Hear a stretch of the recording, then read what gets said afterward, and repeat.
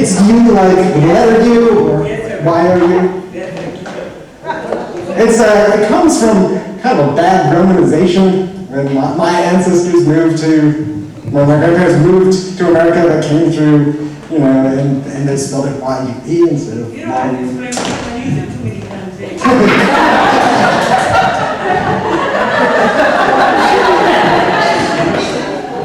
Today I'd like to do a little Teddy Hale piece. And for those of you, so many of you probably don't know who Teddy Hale is. The history of Teddy Hale is kind of interesting. In many ways, there's more that we don't know about him than we do. For example, I would guess most of us out there in the audience know when you were born and where you were born.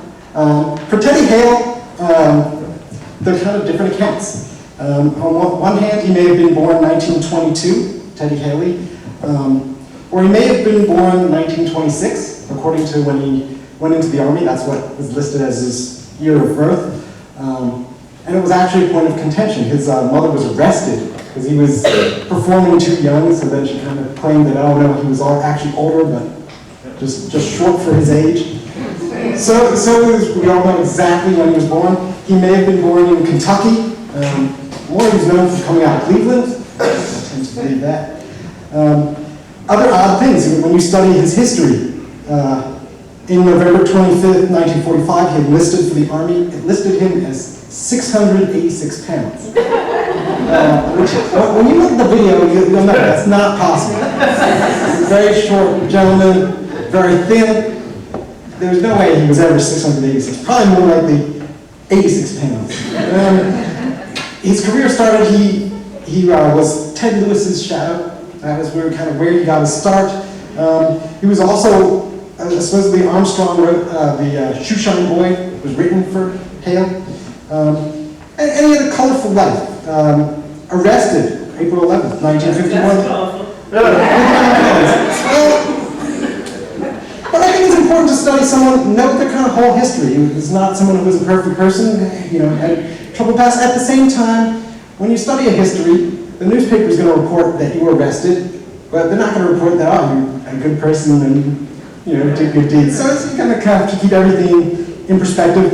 Was very known for dancing with Louis Jordan in his orchestra.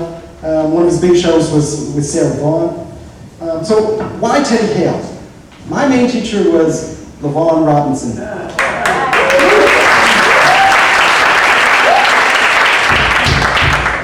And what LaVaughn would say, LaVaughn kind of credited Teddy Hale as one of the first improv tap dancers. So that he kind of became a representation of a paradigm shift from vaudeville acts, where your set act, you do exactly the same piece, step for step, every time, where he would come out and the band would play the same tune, but you'd see it in the morning and say, oh, it's nice, I'm going to see it again, steal some steps. And then in the afternoon, doing a totally different dance to the same piece. And so a lot of those performers, LaVaughn, Buster, Gregory Hines, kind of reference this Teddy Hale. But as of now, I only know one video clip with him dancing. There's one audio clip. So this clip is from March 22nd, 1949, Texaco Star Theater, which later became the Milton Berle Show, WNBC TV in New York at 8 p.m. I also wanted to thank Dance Events. I kind of got into this research through them and their support. And you'll notice at the end, he does some splits. I don't do the splits, so I'll take my bow and let Teddy Hale take it away.